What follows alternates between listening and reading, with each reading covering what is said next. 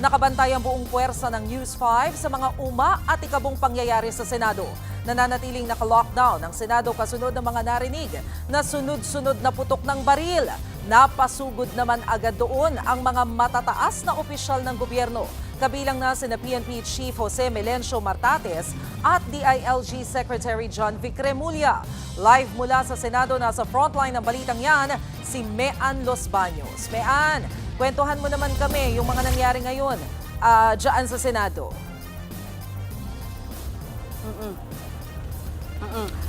Maricel, talagang nagkagulatan kanina dito sa Senado dahil lang ina-expect nga natin, kung akala natin ma-action na itong buong paghapon na ito simula pa noong Lunes. Actually, ang ina-expect natin magiging ma-action yung posible nga at nakaambang arestuhan kay Senator Bato de la Rosa. So the whole time na nagkakaroon ng komosyon kanina around around 5 or 6 p.m. ay dahil sinasabi na umayos yung mga taga-media para meron kayong maayos na video na makukunan. And then nakausap natin si Senate Sergeant at Arms sa Mau Aplaska at ang sabi nga niya ay meron silang aarestuhin. So at that point in time, Maricel, malabo sa amin sino yung aarestuhin. Aarestuhin nila. Nagsuot na sila ng bullet. Yung mga pulis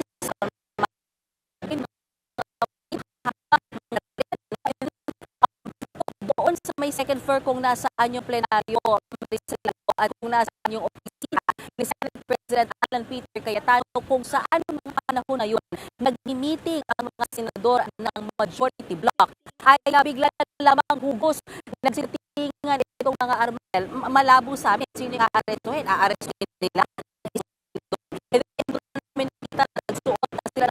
Pero just to give you a glimpse of what happened, nakasunod tayo and then nabigla na lang tayo because naka-forma sila ng maayos, police, marines, and then office of sergeant at arms, yung mga tauhan nila. And then in less than 5 minutes, Maricel, nagkaputukan at hindi ito 1 to 2 gunshots lamang. Nagtuloy-tuloy yung putukan, nagkagulo, yung mga OSAO o yung office of sergeant at arms ay siyempre tayo ay tinatry nilang i-secure, but of course, ang dami-daming tao, ang dami-daming miyembro ng media, and we're going to different directions, and then habang kami ay umaatras, tuloy-tuloy pa rin yung putukan, and yung gitnang yun kasi Maricel, if only we can show the video later sa aking storya, mahirap kasi meron na exhibit dun sa gitna nung mismong second floor na yon. So habang nag-aatrasan kami, nagkaka-stampede, may mga naaapakan kaming mga kasamahan natin sa media kasi may mga nabubuwal.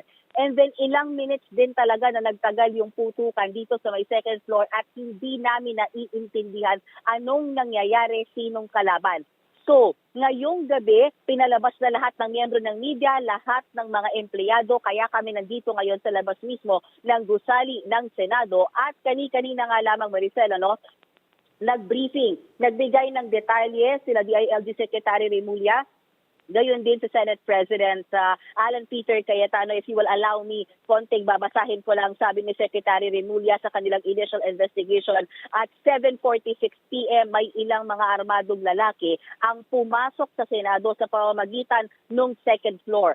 Sila ang naunang nagpaputok at sinubukan silang pigilin o stop ng Office of Senate Sergeant at Arms kaya nagkaroon ng warning shots and then nag-retreat itong grupong ito pero nagtuloy-tuloy din silang magpaputok.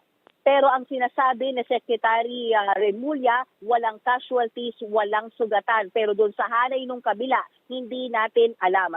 At mabilis na dumating din dito sa Secretary Remulla, in less than an hour dumating siya dito at pinapasok siya sa loob ng Senado. And then ang sinasabi niya, ang utos ng Pangulo sa kanya ay to make sure that all senators are safe. And ang tanong nga natin kay Secretary Remulla at kay Senate President Alan Peter Cayetano, is the Senate safe right now? Sabi nila, ginagawa nila ng paraan na maging safe at tuloy-tuloy yung pagsisweep sa loob. And Maricel, meron pang 12 senador na nasa loob ng Senado ngayon. Whether pauuwiin sila or hindi sa magdamag, yan daw ay naaayon sa assessment ni Secretary Remulla. And before ko lang ibigay sa iyo, before I toss back to you, ang sinasabi kasi kanina ni Senate Secretary Dong Mendoza nung tinanong natin, sino ba yung kabarilan ng mga taga-Senado? Sabi niya, perceived NBI. Pero ngayon, nililinaw nila Secretary Remulla, hindi nila pinapangalanan kung sino yung suspect, walang usapang perceived NBI. Dahil ang sinasabi rin ni Senate President Alan Peter Cayetano, trouble yan pag nagkataon. At kung mapatunayan na isang government agency ang gumawa nito sa isa ring ahensya ng gobyerno na Senado o ang mataas na kapulungan ng Kongreso. Maricel. So may ansa ngayon na nag-uusap tayo, ang naiwan na lamang doon sa loob mismo ng Senado ay yung 12 senador and safe to assume yung ilan sa kanilang mga staff nandun pa pero wala ng media. Wala sa loob, Maricel.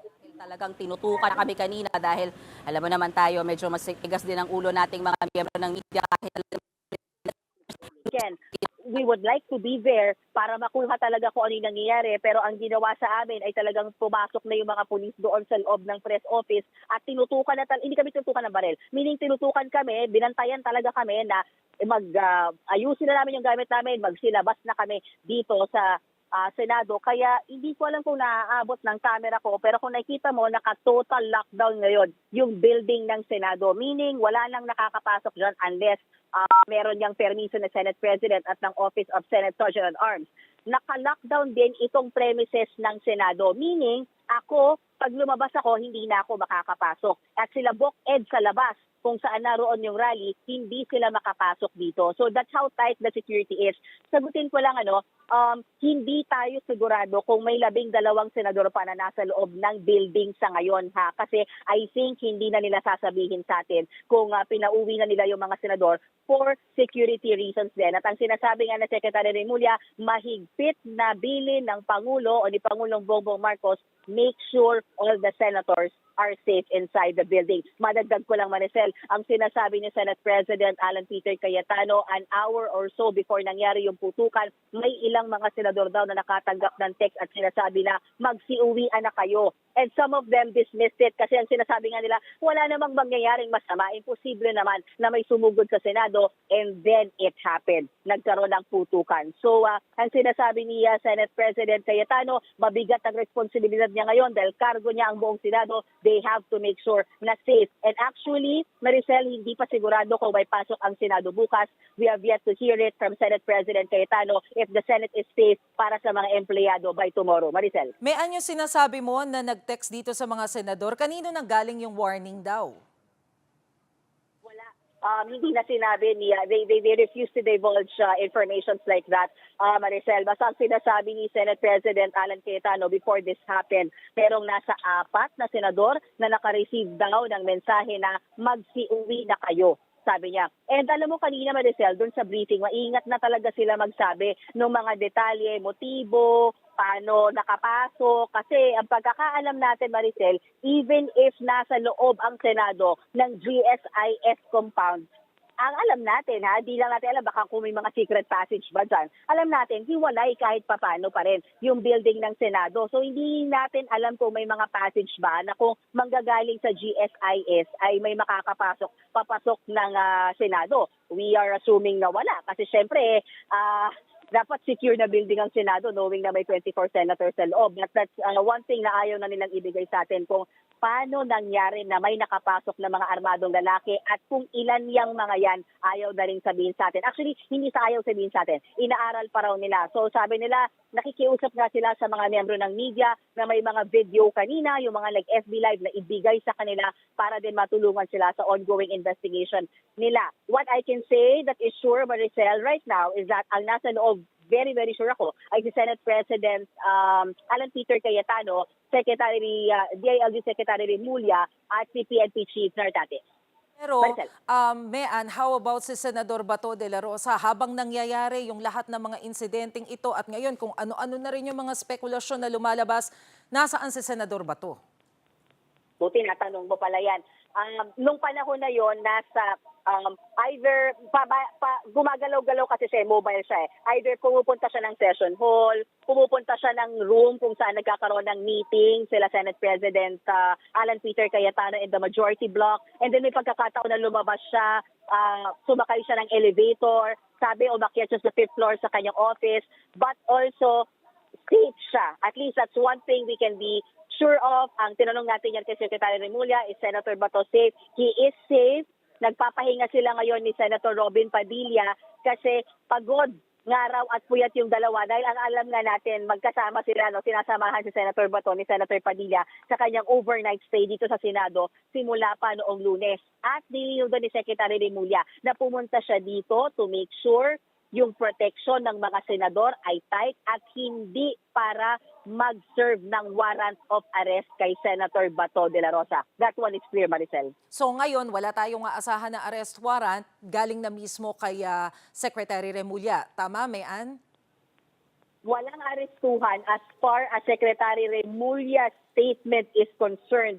Of course, we don't know kung may manggagaling sa ibang mga agencies dahil ang alam naman natin nung Lunes ang gustong mag-serve ng warrant ay ang NBI. Pero alam din natin na meron na rin statement si NBI Director Matibag saying na walang NBI na pumunta sa Senado. Bagamat kaninang hapon, kinumpirma ni Senate Sergeant at Arms Mau Aplasca na merong presence ng NBI hindi sa loob ng Senate premises kundi sa GSIS premises. Mukhang doon daw nakipag-coordinate yung mga NBI agents. At kanina kasi, Maricel, dahil bagamat hindi naka-lockdown itong Senado bago nangyari yung putukan na yun, mahigpit na yung seguridad.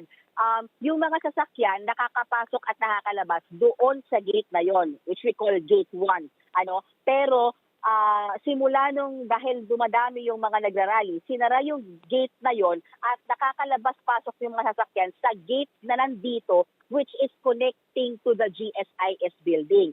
So ang sinasabi ni Sergeant at Arms Mau Aplasca, yung mga NBI agents nandoon sa side ng GSIS building at sinicheck daw yung mga sasakyan na nagmumula sa Senado na palabas. Whether sasakyan ng media, sasakyan ng empleyado, or baka nga pati daw mga sasakyan ng mga senador. Yun ay ayon kay Senate Sergeant at Arms Aplasca.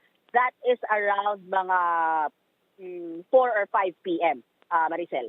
Okay. Mayan, bago ko lang puntahan yung naging pahayag ni Senate President Alan Peter Cayetano. Kanina, nabanggit mo na sinasabi nga na hindi daw NBI yung nakaputukan ng OSAA. Pero may nakikita rin naman kayo na parang mga mukhang taga-NBI dyan. So if it's not NBI, ano yung ibang anggulo na kinoconsider nila? Sino yung mga posibleng nabigyan ng warning shot nitong OSAA?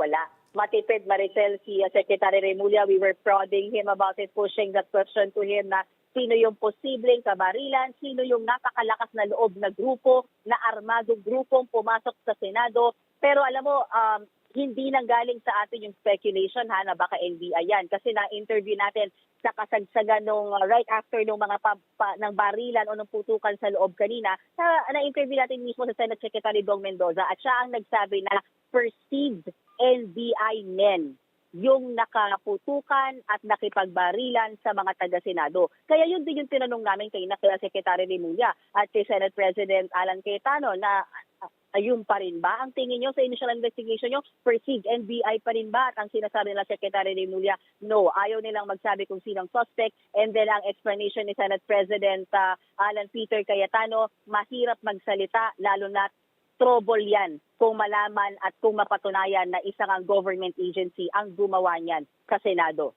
Maricel, balik sa'yo. Mayan, panghuli na lamang, kanina nagsalita si Senate President Alan Peter Cayetano at sinabi niya na tinawagan daw siya ni Pangulong Bongbong Marcos. Na ikwento ba sa inyo kung ano yung napag-usapan nilang dalawa tungkol saan?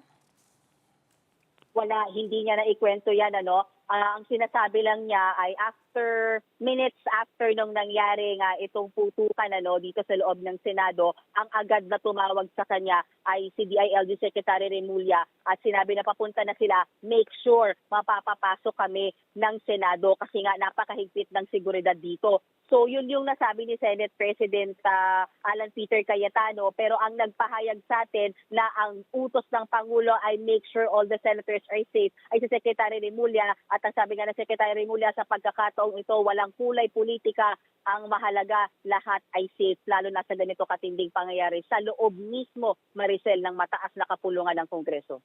Alright, maraming salamat sa report na yan. Mean Los Baños live mula po dyan sa Senado. Ingat kayo dyan. Mga kapatid, Mean Los Baños po, huwag magpahuli sa mga balita at impormasyong dapat ninyong malaman. Para sa mas malawak na balitaan at diskusyon, mag-follow at mag-subscribe na sa social media pages ng News 5.